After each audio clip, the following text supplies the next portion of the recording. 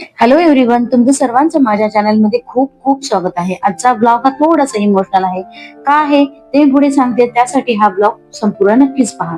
या दोघी सकाळी लवकर उठल्या होत्या, छान अशा देवबाप्पाच्या प्रार्थना करत होत्या.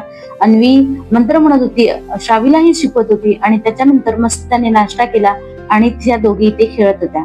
छान असं मस्त दोघींचं जमलं होतं. मस्तीही करायच्या, थोड्याशा पडायच्या, रडायच्या आणि छान मस्त खेळायच्या. त्याच्यानंतर मी इथे ना शंकरपाळ्या बनवते, कारण बहिणीचे मिस्टर आर्मी मध्ये आहेत आणि त्यांची सुट्टी संपवून ते आता त्यांच्या ड्युटीवर पुन्हा जॉईन होणार होते. कारण आता ऐन दिवाळी आली आहे आणि तिकडे काहीच मिळणार नव्हतं, म्हणून आम्ही लाडू, चकली आणि थोड्याशा शंकरपाळ्या असं थोडंसं दिवाळीसाठी मी त्यांना देणार होतो. हा दिवस प्रत्येक आर्मी मॅनच्या फॅमिलीला नको असणार असतो. काही दिवस घराचं वातावरण अगदी शांत आनंदात होतं, पण आज मात्र घर पूर्ण शांत झालं होतं, कारण त्यांची ड्युटी संपली होती आणि ते परत निघाले होते त्यांच्या ड्युटीवर आपल्या देशाचं रक्षण करण्यासाठी.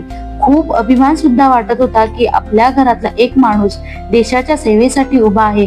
खरंच हे खूप मोठं भाग्याचं आहे.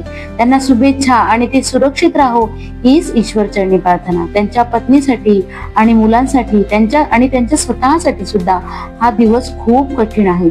पुन्हा ते सगळे 6-7 महिन्यानंतरच त्यांची भेट होणार होती. ते गेल्यानंतर पुन्हा घर शांत झालं होतं. आम्ही त्यांना सोडण्यासाठी बाहेर गेलो होतो. रिक्षा येणार होती आणि त्यांची ट्रेन होती, त्याच्यामुळे आम्ही खाली त्यांना सोडायला गेलो. आणि इथे बघा, घरी आल्यानंतर त्यांची छोटी खूप रडली. ती तिच्या पप्पांना खूप मिस करत होती आणि तिच्या पप्पांनी ना त्यांना जाताना पैसे दिले होते. तर इथे आता दोघी थोडा वेळ एन्जॉय करत होत्या. तर हा आजचा ब्लॉग तुम्हाला कसा वाटला मला नक्की कमेंट करून सांगा. आजचा ब्लॉग थोडासा इमोशनल आहे.